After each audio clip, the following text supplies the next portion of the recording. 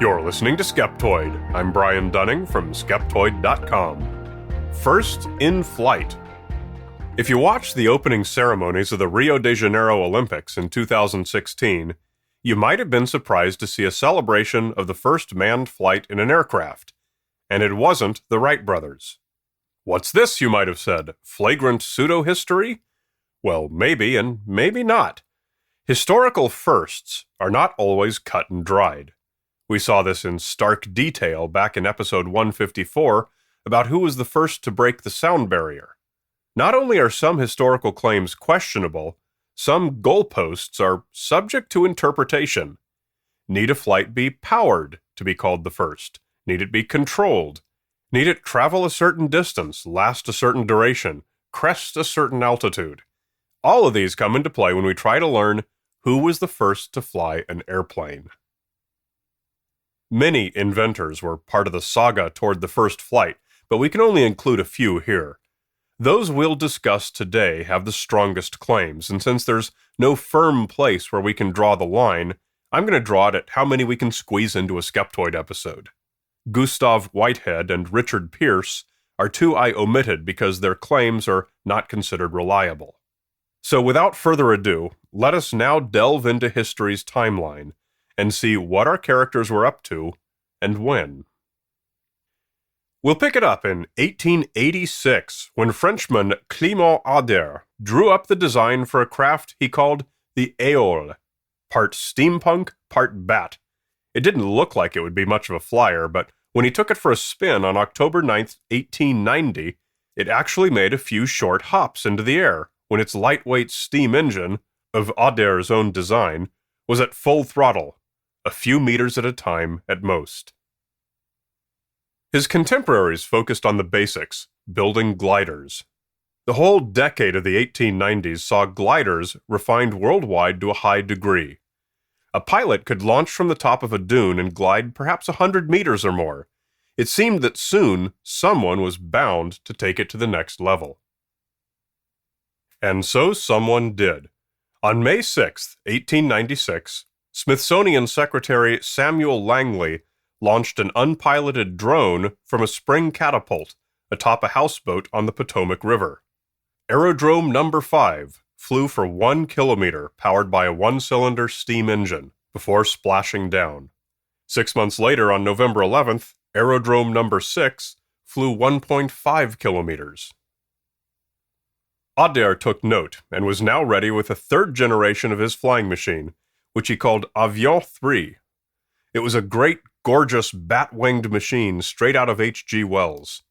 On October 14, 1897, Aviation 3 crashed and was severely damaged before it could get off the ground. Ader never tried again.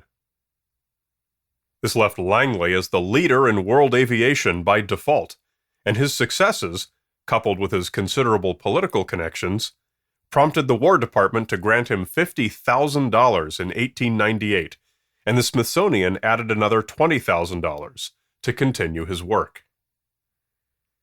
On the 18th of August, a German inventor and public servant built a triplane that looked like a person seated between stacked dinner plates. Karl Yatto was his name. He had no flight controls either, but he did manage to get about a meter off the ground and covered a distance of 18 meters in his odd-looking craft. Finally, Langley was ready to try again with his well-financed and powerful new plane, the 50-horsepower Aerodrome A.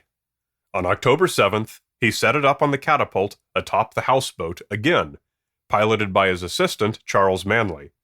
Unfortunately, at launch, part of the plane caught on the catapult mechanism, and it was dumped unceremoniously into the river. Yatto pulled on his goggles again, this time having removed one of his plane's wings, making it nominally a biplane, if visually still a stack of dinner plates. In November of 1903, he flew for 60 meters, achieving an altitude of 3 meters. But he still had no flight controls, and he wrote that his motor was simply too weak to go any faster or higher. And it was Langley's turn again on December 8th. Manley revved the engine, Langley pulled the control to fire the catapult, and disaster struck again. The plane was pulled apart by the catapult action, again dumping Manley and the wreck into the river. Manley announced his retirement from Langley's program. Meanwhile, two brothers, Orville and Wilbur Wright, had been spending a lot of time at some sand dunes south of their camp in Kitty Hawk, North Carolina, designing, flying, and perfecting gliders.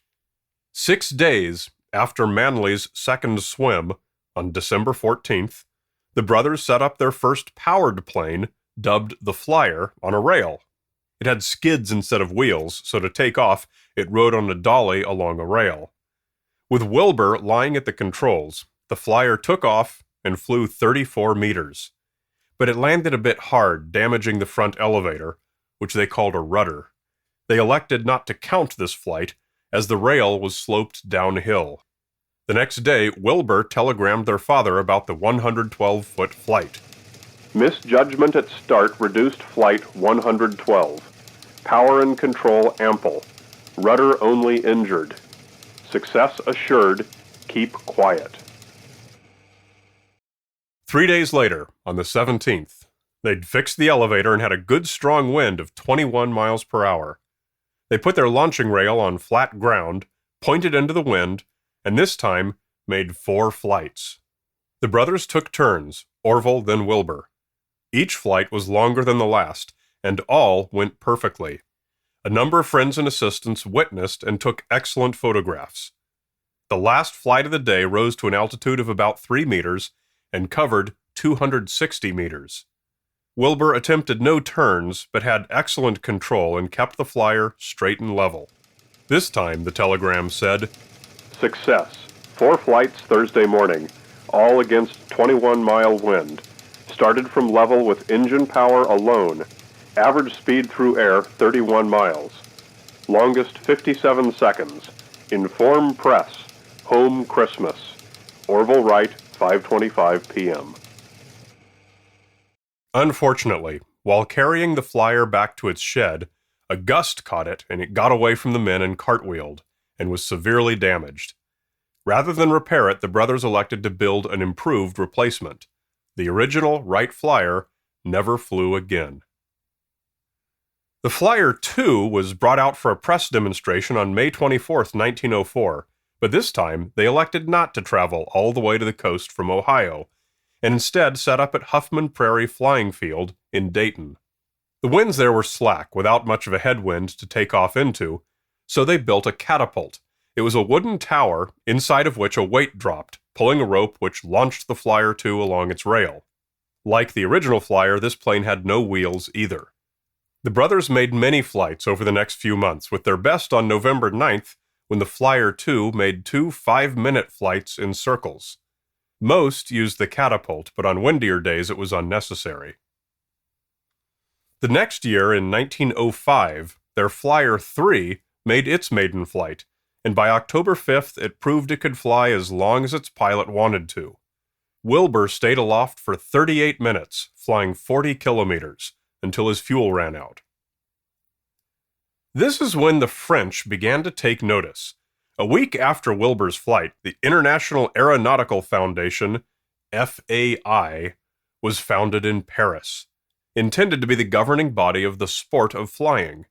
The FAI also offered prizes for aviation milestones which, oddly, had already been obliterated by the Wright brothers. For example, flights of 25 meters and 100 meters, while the Wrights had flown 40 kilometers only a week before. The prizes required that the flight meet 7 criteria. 1. The flight should be done before an official organization qualified to ratify it. 2. The flight should be done in calm weather and over a plain ground and properly documented. 3. The machine should be able to take off from a designated area by its own means with a man on board. 4. The machine should carry on board the necessary source of energy. 5. The machine should fly in a straight line. 6. The machine should make a change of direction, turn and circle. And 7. The machine should return to the starting point. Obviously, none of the Wrights' flights could satisfy the first criterion because the FAI, being the only official organization, had not yet existed. The Wrights were also excluded on the second and third criteria. that of a calm day and using its own means, since the Wrights either flew into headwinds or used the catapult. They had demonstrated taking off on skids alone, without the catapult. It was just that the catapult provided a smoother, quicker launch. Enter Alberto Santos-Dumont, born in Brazil but a long-time resident of France. He'd had success building airships and now turned to aircraft, inspired by the Wright's success and hungry for the FAI prizes. By August of 1906, he'd begun ground taxiing tests of his 14B box kite aircraft, or 14 bis. The pilot, who stood in an airship basket, had a limited amount of control by leaning side to side. On September 9th, Santos-Dumont got off the ground, traveling about 7 meters for a large cheering crowd. By October 23rd, he made a 60-meter flight and claimed the first of the FAI prizes, despite Yato and the Wrights both having already done that much. He added ailerons, hoping for more control, and on November 12th made the 14B's longest flight at 220 meters. Like all the 14B's flights, it took off upwind, as did the Wrights, as there was really no other way to get off the ground. Even today, all planes take off upwind. Nevertheless, the FAI was satisfied that powered controlled flight had finally been achieved, and awarded the 100-meter prize to Santos-Dumont. Critics have noted that the 14B never met either of the FAI's final two criteria, turning and circling, and returning to the starting point. The 14B was never capable of controlled turns, certainly not a circle, and it returned to its starting point only once it was back down on the ground.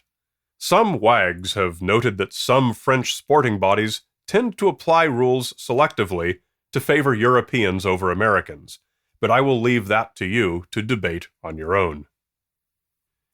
It was 3 years after the Wright brothers, was a much shorter flight, and had little meaningful control, but it is still considered by much of the world to be the first successful flight, due to its recognition by the FAI. The question of who was first comes down to how you choose to measure it. It's clear that the Wrights were flying far better and much earlier than Santos-Dumont achieved, and even before the FAI and its criteria existed.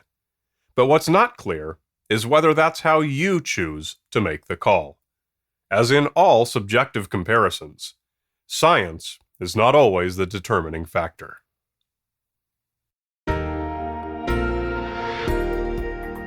Let me come to you. Skeptoid has lots of fun live shows for general audiences, for your skeptic club, your university class, even business-oriented classes for your company. They're lots of fun. You can come to Skeptoid.com and click on live shows, or just email me at brian@skeptoid.com and let's work something out. I'd love to come to your neighborhood. You're listening to Skeptoid, a listener-supported program. I'm Brian Dunning from Skeptoid.com.